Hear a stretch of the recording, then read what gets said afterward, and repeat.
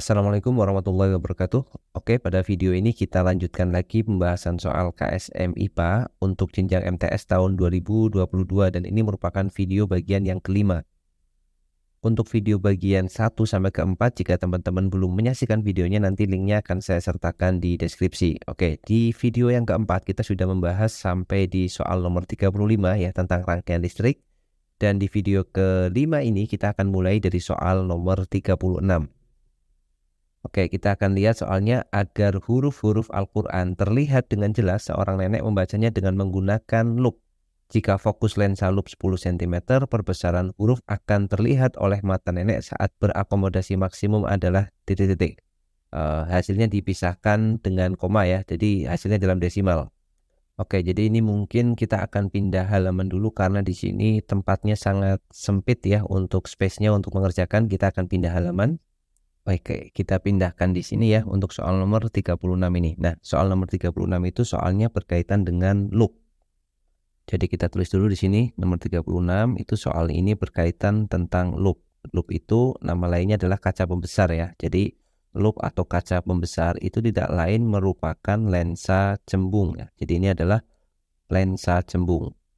Dan untuk loop atau kaca pembesar itu kita gunakan dalam dua kondisi, yaitu yang pertama adalah untuk mata akomodasi maksimum atau kita tulis mata akomodasi seperti ini, dan yang kedua loop itu digunakan untuk mata tanpa akomodasi.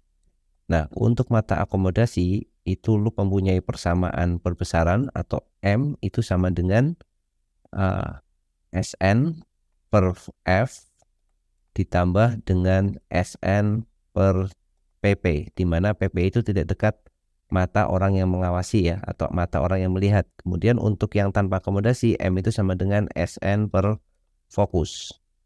Nah, di sini kita bisa mengubah bentuk persamaan yang pertama. Jika orangnya dianggap normal, berarti maksudnya matanya normal, maka PP itu sama dengan SN itu sendiri ya. Biasanya kita gunakan nilai 25 cm, yaitu SN adalah titik dekat mata normal ya. Jadi kita asumsikan untuk nenek ini matanya normal. Jadi kita akan menggunakan persamaan yang pertama ini, yaitu M sama dengan SN per F dibagi dengan SN per PP, di mana PP-nya adalah SN itu sendiri. Jadi untuk M, perbesaran orang mata tersebut atau nenek tersebut adalah SN itu 25, kemudian kita bagi dengan fokus loopnya atau fokus lensanya adalah 10 cm, 10 ditambah dengan SN itu 25 dibagi dengan PP-nya itu mata normal, berarti 25 ya. Biasanya persamaan ini untuk mata normal juga sering ditulis seperti ini ya. M sama dengan SN dibagi dengan fokus ditambah SN per SN itu kan 1 ya, per 1 ini. 25 dibagi 25 itu kan 1. Jadi kita bisa lanjutkan menjadi 25 dibagi 10 itu 2,5 ditambah dengan 1. Maka jawabannya adalah 3,5 ya. 3,5. Karena kita diminta untuk menuliskannya dengan desimal, ya kita jawabannya nih 3,5 kali. Jadi perbesaran loop tersebut adalah 3,5 kali, yaitu untuk nomor 36. Kita lanjutkan di nomor 37. Pada Quran surat Yunus ayat 5, Allah Subhanahu wa taala berfirman yang artinya dialah yang menjadikan matahari bersinar dan bulan bercahaya, dan dialah yang menetapkan tempat-tempat orbitnya sehingga kamu mengetahui bilangan tahun dan perhitungan waktu. Allah tidak menciptakan demikian itu melainkan dengan benar. Dia menjelaskan tanda-tanda kebesarannya kepada orang-orang yang mengetahui. Pada konsep dan kajian optik, problematika pembiasan cahaya sering muncul termasuk dalam keseharian. Dalam kasus untuk mengurangi paparan sinar matahari yang cukup terik, beberapa mobil dipasang dengan kaca yang mempunyai indeks bias 1,55 dan punya ketebalan 0,6 cm. Hal ini berdampak pada waktu yang diperlukan sinar matahari untuk sinar matahari dari luar melintasi kaca menuju ruang bagian mobil selama titik-titik kali 10 pangkat min 11 detik. Tuliskan jawaban dalam bentuk desimal atau dengan koma. Oke, jadi 36 itu merupakan soal tentang pembiasan ya. Jadi seperti ini, 37 ya maksudnya ya, 37 kita bisa gambarkan dulu seperti ini. Oke, jadi kita akan perbesar dulu ya. Misalkan kita punya kaca ya, kaca seperti ini dan dia punya ketebalan di sini adalah 0,6 cm, ketebalannya 0,6 cm. Kemudian ada cahaya matahari, kita anggap dia itu akan masuk tegak lurus seperti ini. Ini cahaya matahari, kemudian nanti dia akan di dalam kaca di sini. Ternyata eh, kita diminta untuk mencari waktunya selama dia melintasi di dalam kaca. Nah, yang perlu diperhatikan di sini, ini kan ada medium yang pertama yaitu udara dan ada medium yang kedua yaitu kaca. Nah, pada saat cahaya matahari melewati medium yang berbeda, maka di situ akan terjadi peristiwa pembiasan ya.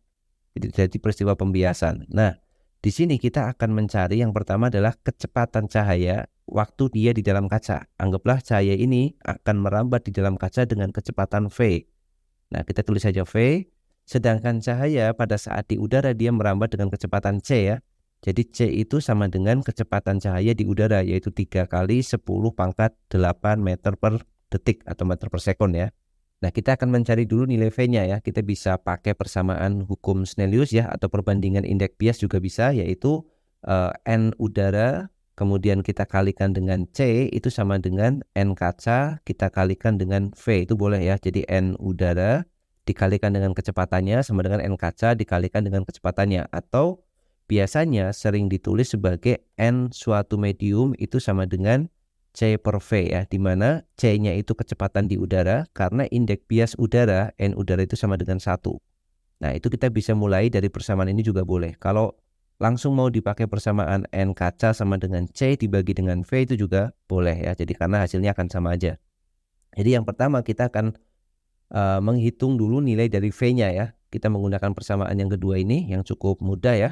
Jadi N kacanya di soal diketahui 1,55. Jadi N kacanya 1,55. Kemudian C-nya adalah 3 kali 10 pangkat 8 per V. Artinya kita punya nilai V-nya itu sama dengan 3 kali 10 pangkat 8 dibagi dengan 1,55 meter per detik atau meter per second. Kita biarkan dulu untuk nilai V-nya seperti ini. Jadi ini adalah nilai V atau nilai kecepatan cahaya pada saat dia di medium kaca ini.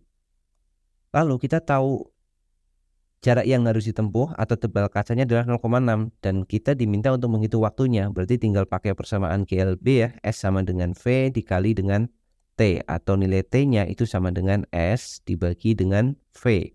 Nilai S-nya adalah 0,6. Ingat satuannya di sini masih cm, sedangkan ini adalah meter per second, maka kita ubah ke meter. Jadi kalikan 10 pangkat minus 2 ya, ini sudah meter. Karena cm ke meter kan naik 2 kan, dibagi dengan 3 kali 10 pangkat 8, kemudian kita bagi dengan 1,55. Nah, ini satuannya meter per second. Berarti nanti ini jadinya sudah meter, sudah second karena meternya dicoret ya. Kita tinggal merapikan aja bentuknya. Jadi T itu sama dengan bagian yang atas 0,6 kali 10 pangkat minus 2 ini. Kita akan tulis menjadi 6 kali 10 pangkat minus 3 ya. Sama aja kan.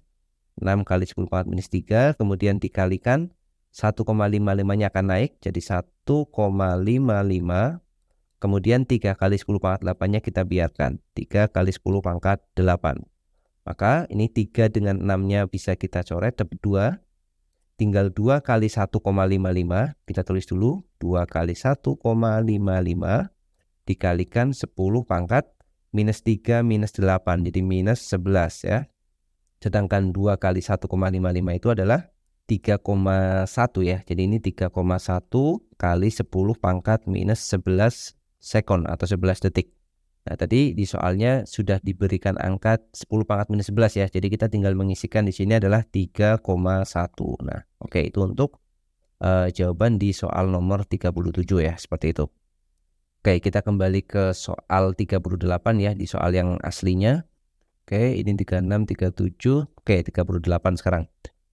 Perhatikan gambar berikut, cara atau metode pembuatan magnet seperti gambar di atas secara berurutan adalah, oh ini cukup mudah ya. Yang pertama ini ada magnet, kemudian ada benda magnetik yang didekatkan, maka cara ini kita sebut sebagai pembuatan magnet dengan cara induksi ya. Ini namanya cara induksi. Kemudian yang ini pembuatan magnet dengan memberikan arus searah atau arus DC, itu adalah elektromagnet dengan cara elektromagnet. Kemudian yang terakhir pemberian magnet atau pembuatan magnet dengan cara digosok ya. Berarti ini masing-masing pembuatan magnetnya seperti ini ya. Yang pertama adalah induksi, kemudian yang kedua adalah elektromagnet, dan yang ketiga adalah dengan cara menggosok atau digosok seperti itu. Kita lanjut nomor 39. Perhatikan gambar berikut ya. Salah seorang peserta KSM tahun 2022 melakukan pemindahan barang bawaannya. Dia memindahkan dari titik A ke titik B dengan sebuah gaya F seperti gambar. Jika gesekan antara benda dan papan diabaikan, keuntungan mekanik dari kegiatan itu adalah titik-titik. Oke, ini membahas tentang keuntungan mekanik. Jadi pesawat sederhana yang digunakan di sini adalah bidang miring. Jadi kalau kita punya bidang miring seperti ini, jadi ada bidang miring ya. Kita gambarkan misalkan ini ada bidang miringnya seperti ini, kemudian tinggi bidang miring ini adalah H, dan jarak atau panjang bidang miring ini adalah S, maka bidang miring ini akan punya keuntungan mekanik atau KM itu nilainya sama dengan S per H. Nah, kita tinggal aplikasikan aja ya di soal ini. Jadi kalau kita perhatikan, papan ini akan punya panjang atau kita hitung dulu untuk lebarnya ya. Lebarnya untuk papan ini adalah dari posisinya awal dia ke posisi sini.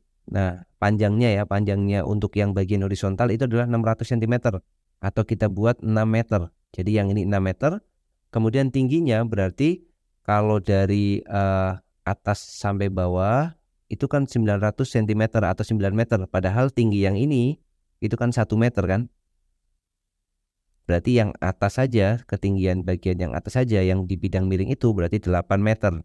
Jadi ini hanya sama dengan 8 meter. Berarti dengan menggunakan Pitagoras, karena ini siku-siku, kita bisa hitung nilai S-nya, yaitu S-nya itu sama dengan akar dari 8 kuadrat ditambah dengan 6 kuadrat ya. Atau S-nya sama dengan 10 meter. Nah, karena sudah tahu nilai S dan kita tahu nilai H, berarti kita bisa hitung KM.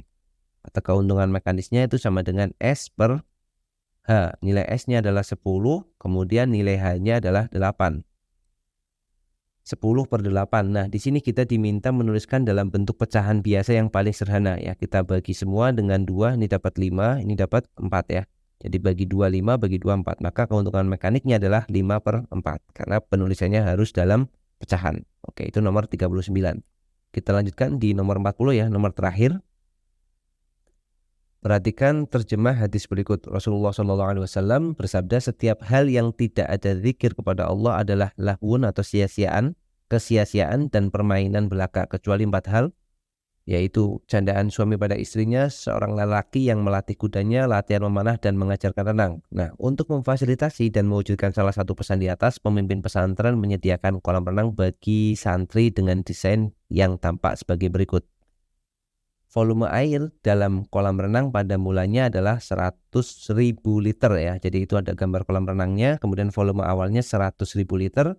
Karena akan digunakan oleh beberapa santri berlatih, pengurus pesantren akan mengisi air hingga penuh.